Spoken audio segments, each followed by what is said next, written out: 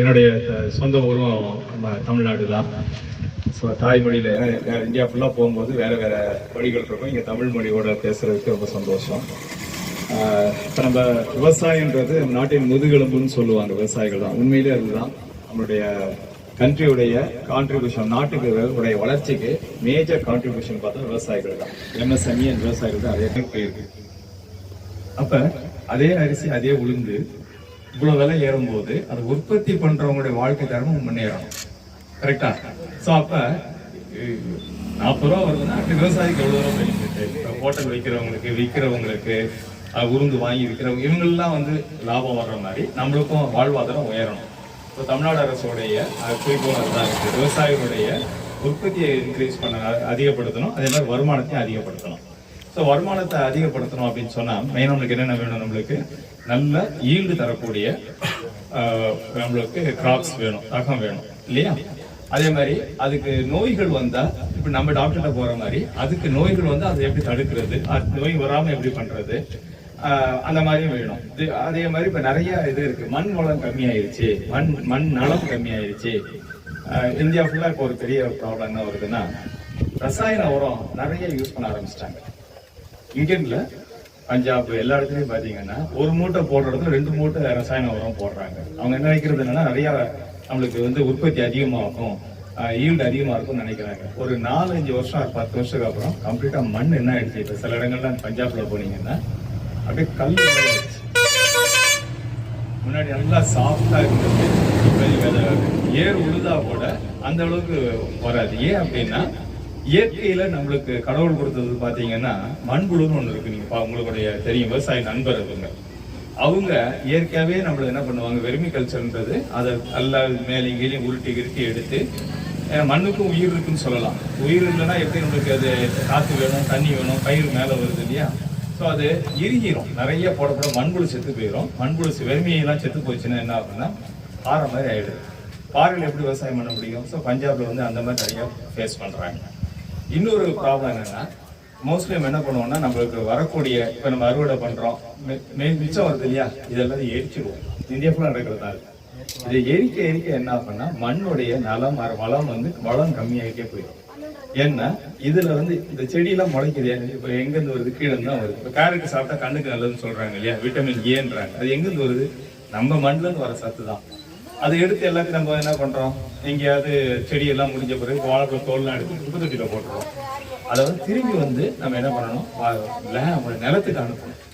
இப்போ எரிக்கும் போது மேக்ரோ நியூட்ரியன்ஸ் இருக்கு. நீங்க ரசாயன உரம் போட்டு ஃபில் பண்றதுக்கு பதிலாக அந்த இது என்ன பண்ணலாம், இதுலயே உரம் தயாரிக்க முடியும்.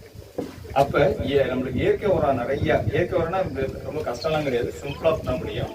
இந்த எரிக்கிறத ஸ்டாப் பண்ணிட்டு அந்த மாதிரி உரம் தயாரிக்கிறதுக்கு நிறைய இருக்கு. அப்ப மண் வளம் நலம் இன்க்ரீஸ் ஆகணும்னா மண்புழு நிறைய இருக்கணும், அதோடைய ஹெல்த் நல்லா இருக்கணும். அப்படின்னும் போது நம்மளுக்கு இயற்கை உரம் நிறைய போட வேண்டியிருக்கு. இப்ப அதே மாதிரி இப்ப நீங்க கேள்விப்பட்ட ராக்கெட் விடுறதெல்லாம் பார்த்துருக்கீங்க இல்லையா? ராக்கெட் விடுறது, அது மாதிரி அணு ஆராய்ச்சி எல்லாம் கேள்விப்பட்டிருக்கீங்க. இதெல்லாம் வந்து மத்திய சர்க்காருடையது. கவர்மெண்ட் ஆஃப் இந்தியாவில் நிறைய லேப்ஸ் இருக்கு, ISRO, BRC அந்த மாதிரி நிறைய இருக்கு. ஸோ இவங்க என்னன்னா விவசாயிகளுக்கு என்ன பிரச்சனையோ அதை சால்வ் பண்ண நிறைய ஹெல்ப் பண்றாங்க.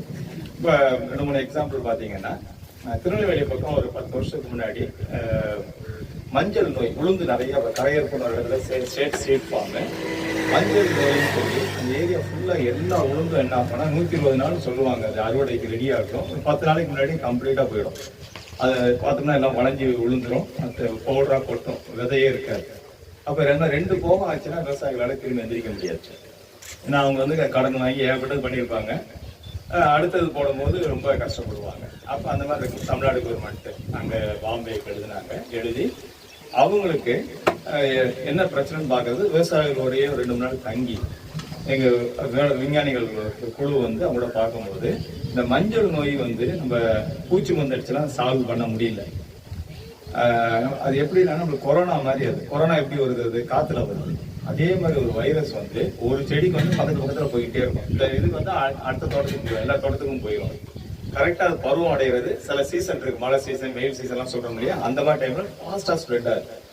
அப்ப அதுக்கு என்ன பண்ணலாம்னு சொல்லிட்டு மும்பையில வந்து ஆராய்ச்சி பண்ணி விதை அதுக்கேற்ற மாதிரி தமிழ்நாடு கவர்மெண்ட்டுக்கு சப்ளை பண்ணாங்க. அதாவது அது வைரஸ் ஊசிலாம் போட்டுல கொரோனா வராம அது மாதிரி விதையிலேயே என்ன பண்றது, ரசாயன உரம் போட்டு ரசாயன மருந்து பூச்சி மருந்துலாம் அடிச்சா அது போகாது.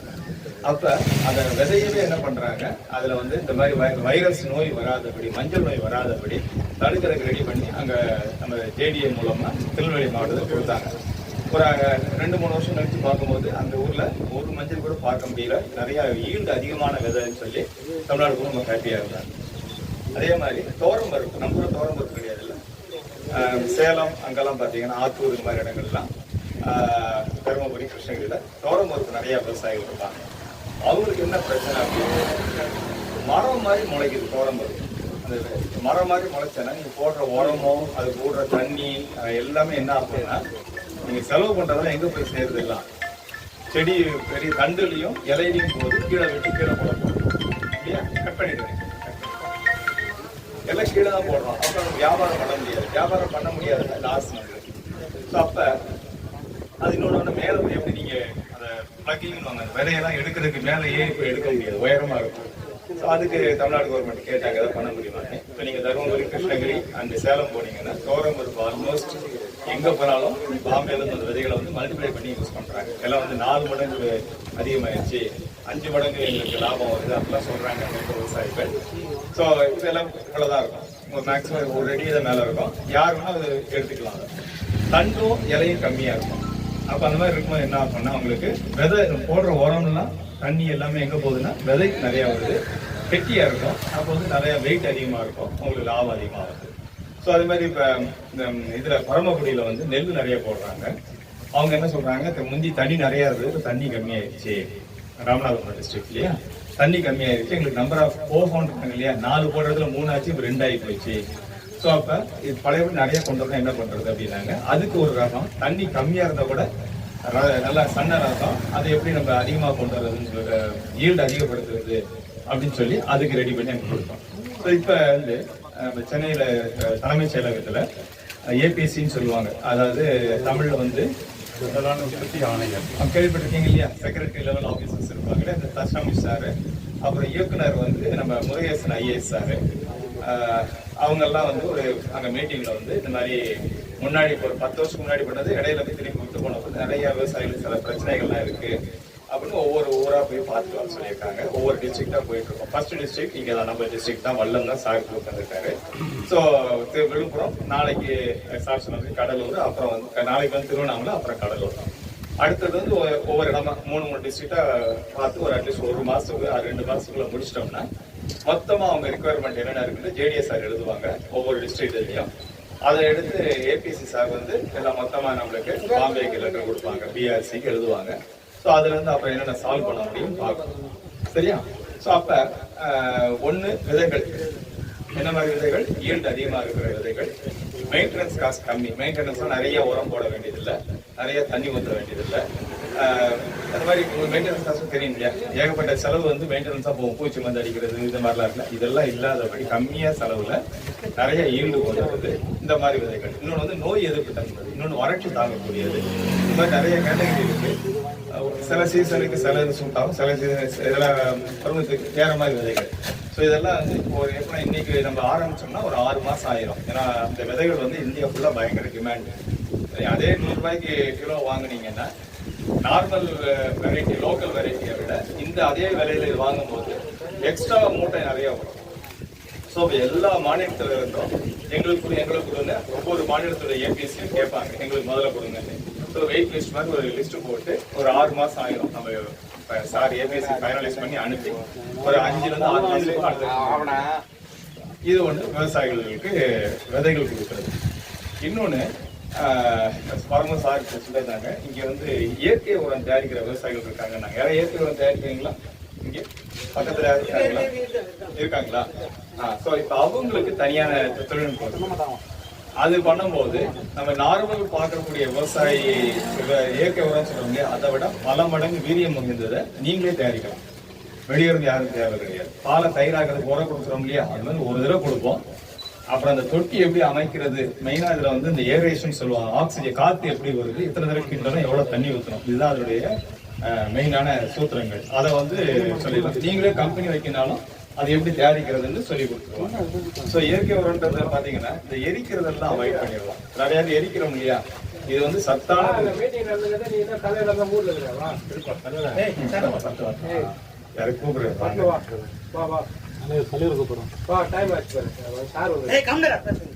இப்ப நம்ம எரிக்காதபடி அதை எரிச்சோம்னா என்ன ஆயிடுதுன்னா, நம்ம மண்ணுக்கு தேவையான முக்கியமான மைக்ரோ மேக்ரோ நியூட்ரியன்ஸ் இருக்கு இல்லையா, இதெல்லாம் நம்ம எரிச்சு விட்டுட்டு சாம்பல் ஆகிட்டு திரும்பி ரசாயன உரத்தை போடுறோம். ஸோ இதை வந்து நம்ம இயற்கை உரம் தயாரிக்கிற யாராவது இருந்தீங்கன்னா அவங்களுக்கு சொல்லி கொடுத்துட்டோம்னா இதை எடுத்து காசாக்கிடலாம், வேஸ்டா இருக்க வேண்டாம். சரியா? அதை நீங்களே உற்பத்தி நிறைய பண்ணீங்கன்னா உங்க சக தொழில் விவசாயிகளுக்கும் நீங்க வந்து அதை விற்கலாம், அதுக்கு டிஸ்ட்ரிபியூட் பண்ணலாம். ஸோ அதுக்கும் இன்னைக்கு ஈவினிங் கலெக்டர் மீட்டிங்ல சான்ஸ் கிடைச்சதுன்னா சார்ட்ட சொல்லலான் இருக்கேன். வரும்போது எம்எஸ்எம்இ டிபார்ட்மெண்ட் மூலமா சப்சிடி தான் கொடுக்குறாங்க. இப்போ தமிழ்நாடு அரசுடைய ஸ்கீம்ஸ் நிறைய இருக்கு இல்லையா, உங்கள் முதல்வர் உங்களுடன் ஸ்டாலின் சார் இதெல்லாம் சொல்றாங்க இல்லையா, அந்த மாதிரி இதுல வந்து ஏதாவது இதுல உங்களுக்கு கவர்மெண்ட் சப்போர்ட்டோட நீங்க ஆரம்பிக்க முடியுமா தொழில் அப்படின்றது சைடு இன்கம் வச்சுக்கலாம். இன்னொன்று வந்து இப்ப நீங்க மண்ணுடைய டெஸ்ட் பண்ணுவீங்க இல்லையா, என்னென்ன டெஸ்ட் பண்றீங்க மண்ணுக்கு? ஒரு விவசாயம் எடுத்தோடனே பண்ண மாட்டீங்க, முதல்ல வந்து அதை வந்து பரிசோதனை பண்றோம் இல்லையா, மண்ணுடைய என்னென்ன பண்ணுவீங்க? கட்டாயம் பண்ணணும். இப்ப நம்ம உடம்புக்கு டாக்டர் சொல்றாரு இல்லையா, உங்களுக்கு வந்து இது கம்மியா இருக்கு, கால்சியம் கம்மியா இருக்கு, இல்ல உங்களுக்கு வேற ஏதாவது கம்மியா இருக்கு, இது சாப்பிடுங்க, இல்ல அதிகமா இருக்கு கம்மி பண்ணுங்கலாம் சொல்றாங்க இல்லையா, அது மாதிரி இதை டெஸ்ட் பண்ணணும். கட்டாயம் டெஸ்ட் பண்ணீங்கன்னா தான் எவ்வளவு உரம் போடணும்னு தெரியணும். ரிப்போர்ட் தான் உங்களுக்கு மண் எதுக்கு?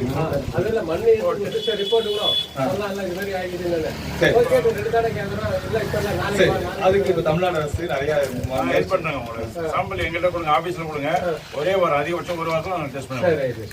ஸோ அதுக்கு என்ன தொழில்நுட்பம் அப்படின்னா நீங்களே டெஸ்ட் பண்ணலாம். எம்பவரிங் த ஃபார்மர்ஸ் சொல்லிட்டு கவர்மெண்ட் ஆஃப் இந்தியாவில் ஒரு இது இருக்கு குறிக்கோள். அதுல வந்து பாபா நிரக்ஷன் இதுல வந்து என்ன பண்றாங்கன்னா உங்களுக்கே சொல்லி கொடுத்துருவாங்க மண்ணை டெஸ்ட் பண்றது. படிப்பறிவுலாம் ரொம்ப வேண்டியதில்லை, நான் டிகிரி வேணும் அதெல்லாம் எதுவுமே வேண்டாம். படிப்பே இல்லாட்டி கூட அது கண்ணில் பார்த்தே சொல்லிடலாம். அது டெஸ்டிங் வந்து இப்போ நம்ம ஊர்ல இது சொல்றோம் இல்லையா, அந்த கத்தியெல்லாம் சாணா பிடிக்க பார்த்துருப்பீங்களா, சாணா பிடிக்கலோன்னு கத்திட்டு வருவாங்க, கத்தி எடுத்து கொடுக்குறோம் இல்லையா, அதே மாதிரி இப்போ குஜராத்தோ நீங்க மகாராஷ்டிரா அந்த பக்கம்லாம் போனீங்கன்னா ஒரு சின்ன பெட்டி தான், குட்டி பெட்டி எடுத்துட்டு வருவாங்க. அதுல வந்து விவசாயிகளுக்கு எங்கெங்க வயல் இருக்கோ அங்கெல்லாம் உள்ளெல்லாம் வருவாங்க. திங்கக்கிழமை இந்த ஊரு வல்லம் பிளாக்கு ஒரு இடம் அங்கே வச்சுப்பாங்க, ஒவ்வொரு நாள் ஒரு இடம். அவங்க வந்த உடனே அந்த விவசாயி கூட்டு போய் அடுத்த பேர் போடணும், எவ்வளவு உரம் போடணும், ஏன்னா உரம்ன்றது காஸ்ட்லி, நிறைய செலவாகும். ஸோ அவங்க என்ன சொல்லுவாங்க, எங்களுக்கு மண்ணை டெஸ்ட் பண்ணி கொடுத்துருங்க அப்படின்வாங்க. ஸோ முத என்ன பார்க்குறோம்னா, நம்ம குழந்தைக்கு உடம்புல ஜுரம் இருக்கான்னு பார்க்குறோம் இல்லையா, அதே மாதிரி மண்ணுக்கு வந்து ஆர்கானிக் கார்பன் பார்க்கணும். அதை இயற்கையில் அது எவ்வளவு கார்பன் இருக்குன்னு பார்க்கணும். அதை வச்சு சோடியம் எவ்வளோ போடணும், இது பொட்டாசியம் எவ்வளோ போடணும், பாஸ்பரஸ் எவ்வளோ போடணும், இதெல்லாம் NPKவை நம்ம கால்குலேட் பண்ண முடியும். ஸோ அதுக்கு வந்து ரொம்ப சிம்பிள். நம்மகிட்ட ஒரு சின்ன கடப்பாரை, மம்முட்டி, ஒரு சின்ன இது பாண்டு தான் போகிறோம். அதில் கலக்கி ஒரு கலராக தெரியும், அது என்ன கலரில் சில மருந்து மாதிரி அதில் தண்ணி மாதிரி ஊற்றணும். அதை ஊற்றுனாலும் என்ன கலர் வருதோ அதை வச்சு இந்த மண் வந்து இவ்வளவு உங்களுக்கு லாபம் வரும்ன்றதை ஜஸ்ட் 5 நிமிஷம் நீங்களே கால்குலேட் பண்ணிடலாம். இது பெரிய ஆள் யாரும் வெளியே வர வேண்டியதில்லை, நீங்களே செக் பண்ணிட்டு ஒரு ½ அன் ஹவர் மேக்ஸிமம் அதை செக் பண்ணிட்டு இதில் வந்து கார்பன் கம்மியாக இருக்கு, இயற்கை உரம் நிறைய போடணும், அப்புறம் சோடியம் பொட்டாசியம் NPK நைட்ரஜன் இதெல்லாம் கம்மியாக இருக்குன்னா என்ன மாதிரி கெமிக்கல் ஃபெர்டிலைசர் போட வேண்டியிருக்கு, எவ்வளோ போடணும். இப்போ நம்ம அளவு இல்லாமல் என்ன பண்ணுவோம், 1, 2, 3 பஞ்சாப் எக்கச்சக்கமாக போட்டாங்க, மண்ணே போயிடுச்சு, கம்ப்ளீட்டாக மண்புழு செத்து போச்சு, இறுகிடுச்சு. ஸோ இந்த மாதிரி உங்களுக்கு வேண்டியதெல்லாம் வந்து ட்ரைனிங் மாதிரியும் கொடுக்கலாம், இல்லை நீங்களே அதை உற்பத்தி பண்ணி அந்த மண் வளம் செக் பண்ணுறது நீங்களே ரெடி பண்ணலாம். அதே மாதிரி இப்போ நிறைய நம்ம இதெல்லாம் உளுந்து எல்லாம் ரெடி பண்ணுறோம், நெல் ரெடி பண்ணுறோம், அரிசி எல்லாமே இருக்கு இல்லையா. நம்ம எவ்வளோ நாள் வந்து கெட்டு போகாமல் வைக்க முடியும்? ரொம்ப நாள் வைக்க முடியும், 3 மாதம் வைக்க முடியுமா, 6 மாதம் இருக்கலாம் கடையில். அதுக்கப்புறம் என்ன ஆயிடுது, புழு பிடிச்சிரும், அது யாரும் வாங்க மாட்டாங்க, லாஸ் நிறைய ஆயிடுது. கோடோர்லேயே நிறைய இதாயிடும், பூசணம் பிடிச்சி போயிடும் இல்லையா, நம்ம வங்கி சேமி கடன்களை வைக்கும் போது எல்லாம் இதாயிடும். ஸோ அப்போ அதெல்லாம் சரி பண்ணுறதுக்கு தமிழ்நாடு அரசுடைய சீஃப் செக்ரட்டரி முன்னாடி இருந்தவங்க வந்து இதுதான் நம்மளுக்கு விவசாயிகளுக்கு செல்ஃப் லைஃப்ன்றது. அதாவது இப்போ நீங்கள் அறுவடை பண்ணி கொண்டு வர நெல்லோ கோதுமையோ பருப்பு வகைகளோ எதுவுமே வந்து 2-3 வருஷத்துக்கு கொண்டு போக முடியுமா, பண்ண முடியும்.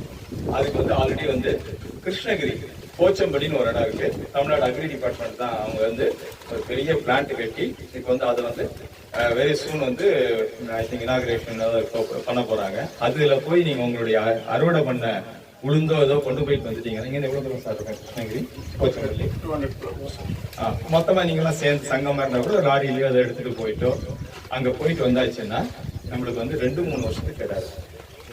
புரியுதா? ஸோ இப்போ நீங்க சப்போஸ் இப்போ நிறைய விளைச்சல் வந்துச்சு, விலை கம்மியாயிடும். நீங்க அப்போ டிவியில பாக்குறீங்க இல்லையா, திடீர்னு விளைச்சல் அதிகமானா தக்காளி எல்லாம் இருக்கு ரோட்ல போட்டுறாங்க, வாங்குறதுக்கு ஆள் கிடையாது. அந்த மாதிரி இருக்கும்போது தக்காளி இதுல பண்ண முடியாது. இந்த மாதிரி பல்சஸ் சீரியல்ஸ் எல்லாம் இருக்குல்ல, அதை என்ன பண்றாங்கன்னா அங்க அதை போச்சம்படியில கொண்டு போனோம்னா 2-3 வருஷம் கெடாம வச்சுக்க முடியும்.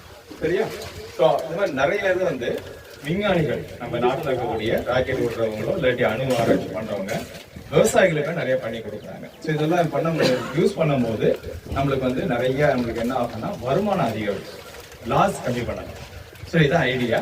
ஸோ இங்க சார் வந்து ஒரு இடமா கூட்டு போறாங்க, போய் பார்த்துட்டு உங்களுடைய ஃபீட்பேக்லாம் சார் கலெக்ட் பண்ணி ஜேடிஎம் மூலமா ஈவினிங் கொடுப்பாங்க. கலெக்டர் பார்க்கும்போது சில விஷயங்கள்லாம் பேசிட்டு இங்க இருந்து சென்னைக்கு போவாங்க. ஒவ்வொரு டிஸ்ட்ரிக்ட் ஜேடிஎமும் மொத்தமா கொடுக்கும்போது அங்க இருந்து சார் ஏபிசி சார் பாம்பேக்கு கொடுப்பாங்க. சரியா? ஸோ இதெல்லாமே ஓப்பன் சோர்ஸ் இன்ஃபர்மேஷன் தான். இது வந்து பிஸ்னஸ் எதுவுமே கிடையாது.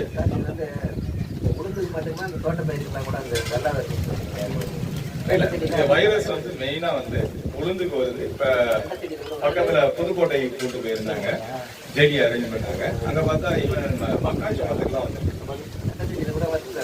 ஃபுல்லா அப்படியே வேஸ்ட் ஆயிருக்குது. ஸோ இதெல்லாம் கலெக்ட் பண்ணணும், பண்ணிட்டு அந்த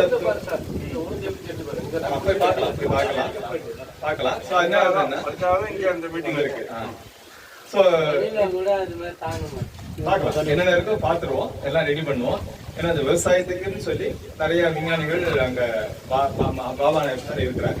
ஸோ நம்ம ஏபிசி வந்த பிறகு அவங்களுக்கு ரெஃபர் பண்ணுவாங்க. அவங்க ஒரு 3 to 4 months-க்குள்ளார உங்களுக்கு எது சூட்டபிளா இருக்கும் சஜஸ்ட். ஏன்னா இப்ப நம்ம இங்க சஜஸ்ட் பண்றது ஆந்திராவுக்கு சூட் ஆகாது, இங்க ஒரு விதை தெலுங்கானால கொடுக்கறது ராஜஸ்தானுக்கு யூஸ் ஆகாது. ஸோ இதெல்லாம் அவங்க ஸ்டடி பண்ணுவாங்க. தனி குரூப் இருக்கு, அவங்க ஸ்டடி பண்ணி நம்மளுக்கு ரிப்ளை வந்து ஏபிசி கொடுப்பாங்க. அதுக்கப்புறம் நம்ம ஆர்டர் பிளேஸ் பண்ணி அதுல இருந்து எடுத்து. சரியா? உங்களுக்கு வேற எதுவும் டவுட் இருக்கா?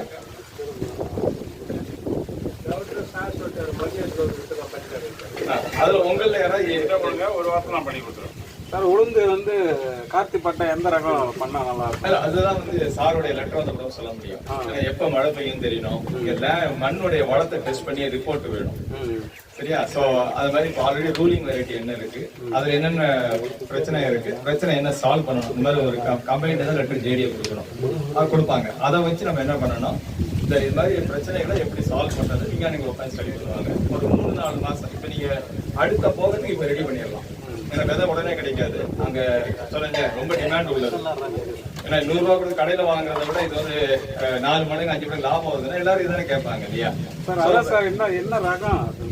இப்போதைக்கு நம்ம கிட்ட இருக்கிறது 58, 10, 11 பம்பன்ல கண்டுபிடிச்ச ரகம். ஆள் வந்து பாத்தீங்கன்னா இந்திய அளவுல வந்து இந்த மண்ணுக்கு எது சூட் ஆகுமோ அது நம்மளுக்கு வந்து ஸ்பெஷலா கொடுப்பாங்க.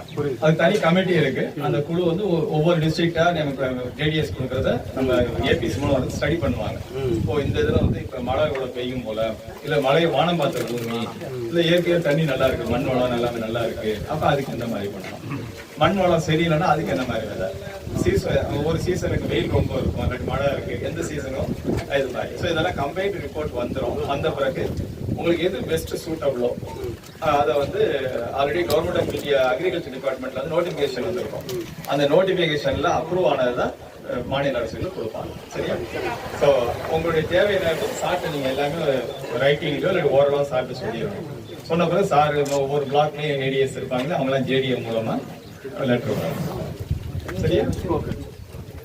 சோ இப்போ என்னென்ன இது பார்க்க போறோம், ஒண்ணு உளுந்து, வேற பக்கத்துல வெண்டைக்காய் நாங்க பண்ணல, நாங்க மீன்ஸ் பிஆர்சி பண்ணல, எதுவுமே கோட்டை போயிருக்கு, மணிலா இருக்கு சார். சரி அதை பார்த்துருவோம். கரும்பு வாழைக்கு வந்து டிஷ்யூ கல்ச்சர்னு ஒன்று இருக்கு, கேள்விப்பட்டிருக்கீங்களா? அது டிஷ்யூ கல்ச்சர் அப்படின்றது என்னன்னா, இப்ப நீங்க ஒரு வாழை மரத்துல வந்து கீழே கண்ணு முளைக்கும் இல்லையா, எத்தனை ஒரு வாழையில எத்தனை வரும், அவ்வளவுதான். இப்ப அந்த இதுக்கு வந்து ஒரே வாழை மரத்துல இருந்து ஏகப்பட்டது கிட்டத்தட்ட 20-30 வரை கூட பண்ண முடியும். பாண்டிச்சேரியில சில இதெல்லாம் வாங்கியிருக்காங்க. நீங்க அங்க இருந்து திருச்சி எல்லா இடத்துல வாங்கி விதைகளை அது கன்று எடுத்து இவங்க வளர்க்குறாங்க. அதுல கரும்புக்கும் வந்து அந்த ஆஃப் ஷூட் பண்றோம் ஷூட்டிங், அது நிறைய ஷூட்டை உருவாக்க முடியும். அதில் டிஷ்யூ கல்ச்சர்ன்றது ஒரு காலேஜோட டைப்போட பண்ணணும். அது லேப்லாம் தேவை, அந்த மாதிரி பண்ணி தராங்க. சரியா? ஸோ நிறைய இருக்குது. ஸோ நீங்க போச்சம்பள்ளியை உங்களால யூஸ் பண்ண முடியுமா அப்படின்றத நீங்க உங்க ரெப்ரஸன்டேட்டிவ் போய் பாருங்க. அங்கே அக்ரி டிபார்ட்மெண்ட் தான் அது. சப்போஸ் யூஸ் பண்ண முடியும்னா தமிழ்நாடு அரசுடைய கிட்டத்தட்ட அது ஒரு பெரிய காம்ப்ளெக்ஸ் நிறைய அதுல இருக்கு. மாம்பழம் எக்ஸ்போர்ட் பண்றதுக்குலாம் ரெடி பண்ணியிருக்காங்க. அதுல ஒரு சின்ன பகுதி எங்களோடது அது பாவானேஜ் தொழில்நுட்பம். ஸோ அதில் பார்த்தீங்கன்னா 430 கோடி என்னமோ தமிழ்நாடு கவர்மெண்ட் இன்வெஸ்ட் பண்ணியிருக்காங்க. சரி, அதில் ஒரு சின்ன பகுதி இந்த மாதிரி ஷெல்ஃப் லைஃப் இன்க்ரீஸ் பண்ணுறதுன்னு இருக்கு. நம்ம மஞ்சள் நிறைய அதில் யூஸ் பண்ணிக்கலாம். என்னென்ன புழு பூச்சி வருதுன்னு நினைக்கிறோமோ அதில் போச்சுன்னா கிடாமல். சரியா? ஸோ இங்கே நம்ம ஊருக்கு என்ன தேவைன்றது பார்ப்போம். ஓகே, காக்கு சாப்பிடுங்க. சாப்பிட்டு இந்த இடத்த போய் பார்த்தோம். இதுல வந்து தொடர்ந்து மணிலா போறீங்களோ அந்த இடத்துல வேர்பூச்சின்னு சொல்லுவோம். ஆக்சுவலா வேர்பூச்சி இல்லாது கழுத்தழுகள் நோய், காலராட்டுன்னு சொல்லுவோம். இந்த மண்ணும் அந்த செடியினுடைய பகுதி எங்க வந்து ஜாயின் ஆகுதோ அந்த இடத்துல புழுது முனைன்னு ஆகும். கீழே வேர் நின்று போயிடும். தண்டு மட்டும் அழிவு பண்ண மாதிரி மேலே பாதியில் வந்து கட் பண்ணி பிடிக்கிட்டு வரும். ஸோ இது பேர் வந்து காலராட்டுன்னு சொல்லுவாங்க இங்கிலீஷ்ல. தமிழ் வந்து கழுத்தழுகள் நோய், கழுத்து பகுதியில் அழிவு போயிடும். வந்து மணிலா பயிர்றதுனால அதனுடைய நோய் கிருமி அதிலே இருக்கும். திரும்ப வந்து கண்டிஷன் கிளைமேட், அதாவது மணிலா போட்ட உடனே பார்த்தீங்கன்னா அந்த நோய் கிருமி வந்து பயிரை தாக்க ஆரம்பிச்சிடும். ஒரு பாத்தியில 1-2 செடி தாக்குதுனாக்கா உடனே என்ன பண்ணுறோம், தாக்கப்பட்ட செடியை எடுத்துட்டு நம்ம ட்ரைகோடெர்மா விரிடி என்று சொல்லக்கூடிய ஒரு உயிரின பூஞ்சான மருந்து வந்து தண்ணியில் கரைச்சி அந்த இடத்துல ஊற்றிடும். அது மாதிரி பண்ணினாக்கா மற்ற இடத்துல பரவாது. ரொம்ப அதிகமாக இருக்குனாக்கா உழவு பண்ணும்போது என்ன பண்ணலாம், 1 ஏக்கருக்கு 1 கிலோ, 1 ஹெக்டேருக்கு 2 கிலோ விதம் இரவோட கலந்து போட்டு அதுக்கப்புறம் வந்து விதைப்பு செய்யணும். ஸோ இது வந்து எளிய மெத்தடு. வந்து இருக்கிற ஸ்ப்ரே பண்ணுறது வந்து ட்ரைசைக்ளோசோல், டில்ட்டு அதுன்னு சொல்லிட்டு நிறைய மருந்துகள் இருக்கு. கெமிக்கல் மெத்தடு நிறைய இருக்கு. நான் வந்து வச்சு பார்த்துன்னு சொல்றேன். ஸோ இது வந்து பார்த்தீங்கன்னாக்கா அந்த மனிதாவில் கழுத்தழுகள் நோய்க்கு வேற என்ன தகவல் வேணும்? நெல்லில் வந்து பார்த்தீங்கன்னாக்கா நெல்லில் நிறைய வகையான பூஞ்சான நோய்கள் இருக்கு. இலைப்பள்ளி நோய் இருக்கு, குலை நோய் இருக்கு, கழுத்தழுகள் நோய் இருக்கு, அந்த லீவ் ஷீட்னு சொல்லுவாங்க பாக்டீரியா இலைக்கருகள் நோய் இருக்கு, நிறைய நோய் இருக்கு. அந்த சாம்பிள் எப்போ வந்து நோய் வருதோ நீங்கள் தயவு செய்து வந்து உங்களுடைய ஏஐடியோ நம்மளுடைய வல்லம் ஃபார்மர்ஸ் குரூப்னு சொல்லிட்டு கிட்டத்தட்ட 1000 பேர் கொண்ட குழு இருக்கு. அந்த குழு ஷேர் பண்ணாங்க உடனே வந்து பார்த்தா அது நோயா, பூச்சியா, அல்லது சத்து பத்தாக்குறை எல்லாம் வருதாங்கிறத பார்த்துட்டு. ஏன்னா ஒரு சில டைம்ல வந்து சத்து பத்தாக்குறை வந்து பார்த்தீங்கன்னா மஞ்சள் ஆயிடும். எந்த விதமான புள்ளி இருக்காது. அப்படியே இலை ஃபுல்லாக நுனியிலேருந்து அப்படியே மஞ்சள் கலரில் மாறும். நம்ம நோய் நினச்சிருப்போம். ஆனால் வந்து ஜிங்க் டிஃபிஷியன்சியில் அது மாதிரி வரும். சுத்தமாக சத்து பத்தாக்குறையெல்லாம் அப்படியே வரும். ஸோ அது என்னென்ன கரெக்டாக பார்த்து பண்ணுவோம். அதே மாதிரி பார்த்தீங்கன்னா உளுந்து இந்த சீசன் வந்து பார்த்தீங்கன்னாக்கா நாங்கள் உளுந்து ரெக்கமெண்ட் பண்ணது கிடையாது. இதனால வெயில் அதிகமாக இருக்கும்போது பார்த்தா உளுந்து என்ன ஆகும், இது மாதிரி மஞ்சள் தேமல் நோயின்னு சொல்லுவாங்க. அந்த நோய்க்கு வந்து இது வரைக்கும் நேரடி கண்ட்ரோல் மெஷர் கிடையாது. அது ஒரு சாரி என்ன சொன்னால் அது மாதிரி ஒரு வைரஸ் நோய். அந்த வைரஸை பரப்பக்கூடியது இது ஒரு வகையான தத்துப்பூச்சி. அந்த தத்துப்பூச்சியை கண்ட்ரோல் பண்ணினாலும் இது பரவது கண்ட்ரோல் ஆகிடும். ஓகேவா? அந்த தத்துப்பூச்சியுடைய புகழில் வந்து அந்த உளுந்து செடியில் இருக்கும். 1-2 செடியில் வரும்போது அது என்ன பண்ணலாம், ஒழுங்காக வச்சிடணும். ஸோ அதுதான் இப்போ நேரடியாக ஃபீல்டில் பார்க்க போகிறோம். எல்லாரும் கொஞ்சம் வாங்க, அங்கே வந்துட்டு கூட உங்களுடைய கருத்துக்கள் இருந்தாலும் ஷேர் பண்ணுவோம். வேற என்ன இஷ்யூஸ் இருக்குது, 2 பயிரில் வேற என்ன